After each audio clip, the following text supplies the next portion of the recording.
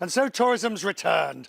The first cruise ship, the MSC Orchestra of Italy, arrived this morning, and to much fanfare and hullabaloo, and disgorged its several thousand passengers into the town, the old town. Visitation has been way down, and tourism is 20% of GDP. Nearly 90,000 jobs are involved with it. I walked through Dubrovnik's old town this morning to meet the various people who had been either on the ships or had been talking, who had been coming to the country, and what a glorious time it was. Now, a conundrum, all of this, for the Prime Minister of Croatia. The Prime Minister had to decide whether or not to reopen, how to reopen, what restrictions would be put in place for reopening. And so I asked the Prime Minister whether the country was reopening too fast.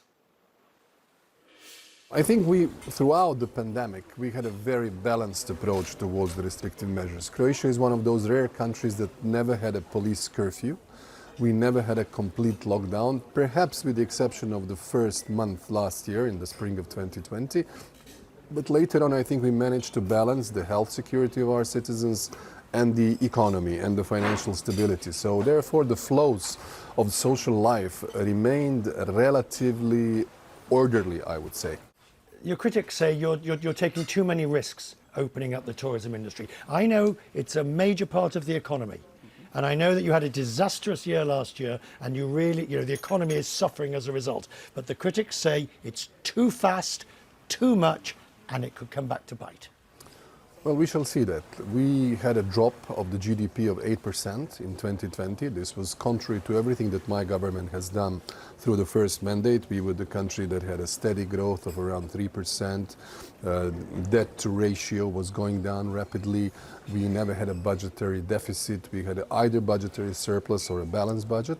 But what we stood for during the pandemic in economic terms as a government, we stood by our workers, we stood by our employers, we spent really more than 10 billion kunas towards the workers, and we paid salaries for I think almost 700,000 people. Yeah, and that was really was crucial to sustain this crisis. So I asked numerous people, from taxi drivers to waiters to people on the street. I asked, I'm seeing the Prime Minister. What would you ask him? And they all sort of said the economy, the economy, the economy. Yeah. The economy is not good. You need a good tourism season this year, and it's risky to have it. This is a real conundrum for you.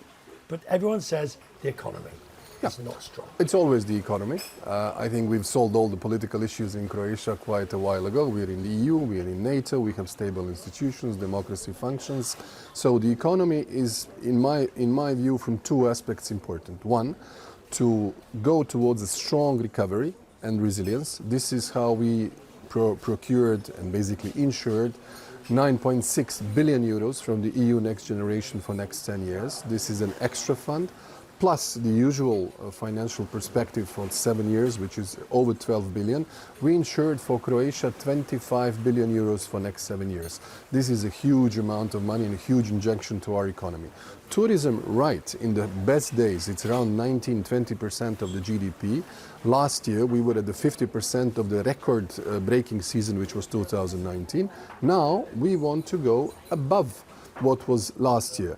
And this is the idea. If we manage to keep this 2021 tourist season at the level of between 60 to 70% of 2019, then we would be very well off. And therefore, we are preparing in all the epidemiological terms, in the opening, in the airlines, in the security. We have a brand saying to the Croatian airline, to the Croatian hotels, Croatian restaurations, safe stay in Croatia. This is the key word for our economy this summer. There's been a lot of complaints that within Europe there was poor coordination of policy during the first year, during 2020. Are you satisfied with the coordination with your fellow EU partners on the reopening and the recovery? Well, on the recovery, absolutely. That was the key element of our policies. I mean, we agreed not only for the next budget, we agreed for the unprecedented EU Next Generation, 750 billion euros, which will be made available to all the member states. And on that point of view, I think it's a huge helping hand in the moment where we all need it. When it comes to the coordination against the pandemic, I think on vaccination, we had a very, very good coordination. There is a lot of solidarity. There are enough vaccines are being You had a distributed. terrible coordination. No, that's not true. It was a fiasco. The initial rollout of vaccination across the EU was a fiasco. No, the problem was the delay with AstraZeneca.